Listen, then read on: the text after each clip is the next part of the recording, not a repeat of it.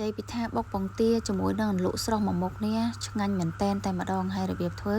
ក៏អត់ពិបាកធ្វើដែរបងប្អូនចាហើយបើចង់ដឹងពីរបៀបធ្វើតោះទៅតាមដានទស្សនាវីដេអូទាំងអស់គ្នាដោយសារតែឃើញទ្របនឹងផ្លែច្រើនពេកបងប្អូនហើយមិនដឹងថាគួរតែធ្វើអីអញ្ចឹងហើយក៏យកមកញ៉ាំជាមួយនឹងលក់បុកពងទាតែម្ដងទៅបងប្អូនចាផ្លែឡើងខ្ចីលវក់ហ្មងណាហើយនិយាយពីថាច្រើនមែនតែនបេះតែពីដើមឯងឡើងចង់មកកធុនតែម្ដងណាបងប្អូនយើងបេះផ្លែយើងបានខ្លះអញ្ចឹងទៅយើងទិញគេខ្លះអញ្ចឹងណាបងប្អូនដោយសារតាបន្លែខ្លះគឺយើងអត់មានទេហើយធម្មតាខែប្រាំងចឹងផងវាអត់សូវមានបន្លែសបោដូចខែវស្សាទេបងប្អូនសម្រាប់បន្លែលក់វិញនេះខ្ញុំចូលចិត្តជាងគេគឺត្រប់ស្រួយនឹងតែម្ដងបងប្អូនចាមិនថាយកទៅស្រស់ឬក៏ញ៉ាំឆៅទេបងប្អូនអើយជាពិសេសបើសិនជាយើងជ្រលក់ជាមួយប្រហុកអីគឺបានឆៅស្រួយឆ្ងាញ់ហ្មងបន្ទាប់ពីយើងផ្សំបន្លែបានហើយមកយើងមកធ្វើការលេងជាមួយនឹងខ្ទឹមសខ្ទឹមក្រហមនិងម្ទេសដើម្បីយកទៅធ្វើការបុកអញ្ចឹងណាបងប្អូនចាហើយបើនិយាយពីខ្ទឹមសខ្ទឹមក្រហមនេះវិញបងប្អូនអាចបុកឆៅក៏បានដែរតែគ្រាន់តែថា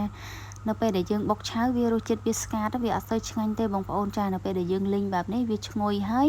វារសជាតិវាអត់ស្ងាត់ទេបងប្អូនចាហើយដោយសារតែបុកគ្រឿងនឹងវាអត់សូវងាយម៉ត់បានល្អអញ្ចឹងនាងខ្ញុំក៏ដាក់ប៊ីចេងចូលបន្តិចតែម្ដងទៅដើម្បីឲ្យបុកឆាប់ម៉ត់អញ្ចឹងណាបន្ទាប់មកទៀតនាងខ្ញុំដាក់ពងទាចូលបងប្អូនចាបុកឲ្យវាម៉ត់ចូលគ្នាបានល្អអញ្ចឹងបងប្អូនហើយនៅពេលដែលយើងបុកពងទាម៉ត់ល្អហើយនាងខ្ញុំចាប់ផ្ដើមដាក់ជាមួយនឹងប្រហុកហើយសម្រាប់ប្រហុកនេះវិញនាងខ្ញុំអត់បានអាំងទេគឺដាក់ចំហុយយកតែម្ដងអញ្ចឹងវាធ្វើឲ្យវាមានទឹករៀងផែៗបងប្អូនចា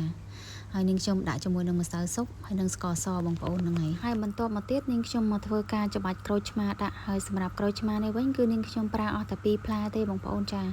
សម្រាប់ពងទា4គ្រាប់ហ្នឹងនាងខ្ញុំប្រើក្រូចឆ្មា2ផ្លែគឺរសជាតិមកល្មមតែម្ដងចាហើយបន្ទាប់មកទៀតយើងមកធ្វើការបុកញ៉ាំវាដើម្បីវាឲ្យវាចូលគ្រឿងសព្វបានល្អហើយចាំយើងដាក់ជាមួយនឹងជីរណាស្លឹកខ្ទឹមចូលទៅគឺរួចជាការស្រេចហើយបងប្អូនចាបើនិយាយពីរសជាតិវិញគឺឲ្យអ៊ូយតែម្ដងបងប្អូនឲ្យធានាថាឆ្ងាញ់មែនតែម្ដង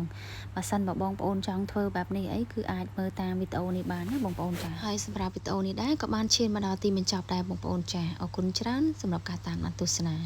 ពេញចិត្តជួយ like comment និង share ម្នាក់មួយផងបងប្អូនចាជម្រាបលាជួបគ្នានៅឱកាសក្រោយទៀតបាយបាយ